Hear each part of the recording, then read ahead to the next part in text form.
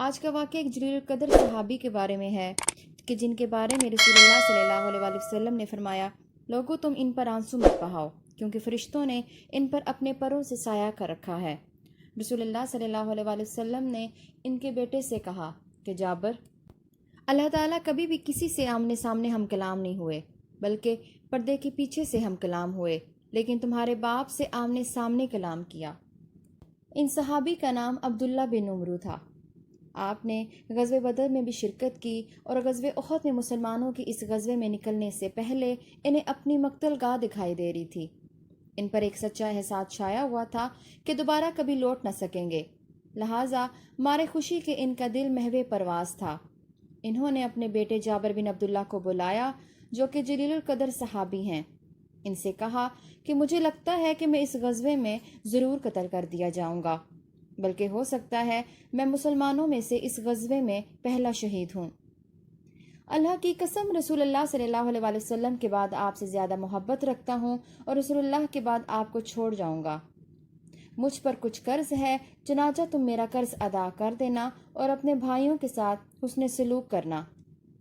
اگلی صبح مسلمان قریش سے مقابلہ کرنے کے لیے نکلے۔ وہ قریش جو ٹھاٹھے مارتے لشکر کے ساتھ ان کے پرامن شہر پر حملے کرنے کے لیے آیا تھا۔ ایک خوفناک معرکہ شروع ہو چکا تھا۔ شروع میں مسلمانوں کو تیزی سے فتح ملی۔ ممکن تھا کہ فتح نصیب ہو جاتی اگر تیر انداز اپنی ان جگہوں کو نہ چھوڑتے کہ جہاں رسول اللہ صلی اللہ علیہ وآلہ وسلم نے انہیں رہنے کا حکم دیا تھا۔ رسول اللہ صلی اللہ علیہ وآلہ وسلم نے انہیں حکم دیا کہ اپنی جگہ کسی حال میں نہ چھوڑیں۔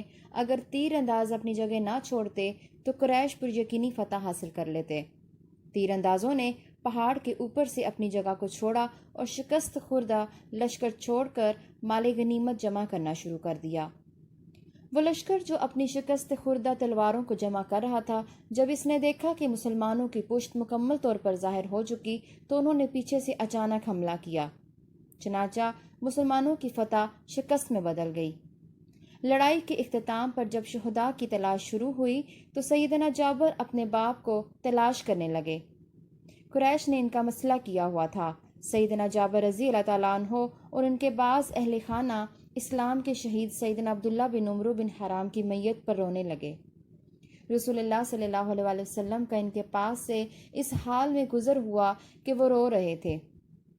رسول اللہ صلی اللہ علیہ وآلہ وسلم نے ارشاد فرمایا کہ تم لوگ ان پر مت رو، فرشتوں نے ان پر اپنے پروں سے سایہ کر رکھا ہے۔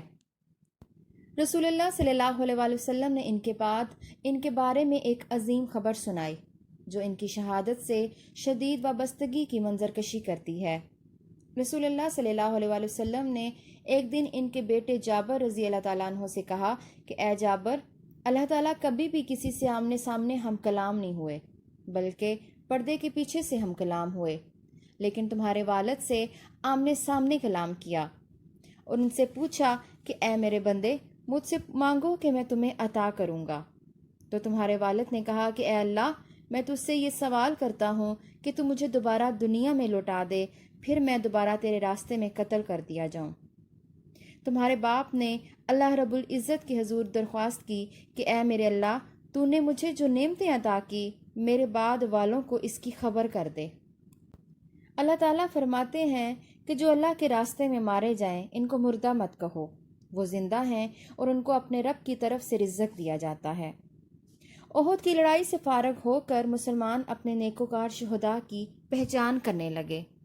عبداللہ بن عمرو رضی اللہ تعالیٰ عنہ کے گھر والوں نے جب ان کے جسد خاکی کو پہچان لیا تو ان کی بیوی نے ان کے جسم کو اور ان کے ساتھ شہید ہونے والے اپنے بھائی کے جسد کو اپنی اونٹنی پر رکھا۔ ان دونوں کو مدینہ دفنانے کی غرض سے لے کر چل پڑیں۔ اسی طرح کچھ اور مسلمانوں نے اپنے شہداء کے ساتھ کیا، لیکن رسول اللہ صلی اللہ علیہ وآلہ وسلم کا منادی ان سے جا ملا اور انہیں رسول اللہ صلی اللہ علیہ وآلہ وسلم کا حکم سنایا کہ آپ کا ارشاد ہے مقتولین کو ان کی جگہوں پر دفناؤ۔ چنانچہ ہر کوئی اپنا شہید لے کر واپس لوٹ آیا۔ نبی پاک علیہ السلام نے اپنے ان شہداء اصحاب کے دفن کی نگرانی کرنے کے لیے خود کھڑے ہوئے۔ جنہوں نے اللہ کو اپنا وعدہ سچا کر دکھایا اور اپنی قیمتی روحوں کو اللہ اور اس کے رسول کی خوشنودی اور رضا حاصل کرنے کے لیے قربان کر دیا۔ جب عبداللہ بن عمرو بن حرام رضی اللہ تعالیٰ عنہ کے دفنانے کی باری آئی تو رسول اللہ صلی اللہ علیہ وآلہ وسلم نے پکارا کہ عبداللہ بن عمرو اور عمرو بن جموح کو ایک ہی قبر میں دفناؤ، کیونکہ یہ دونوں دنیا میں ایک دوسرے سے محبت کرنے والے اور آپس میں خالص تعلق رکھنے والے تھے۔ اگر آپ کو یہ ایمان افروز واقعے سے ویڈیو اچھی لگے تو اس چینل کو سبسکرائب کیجیے گا۔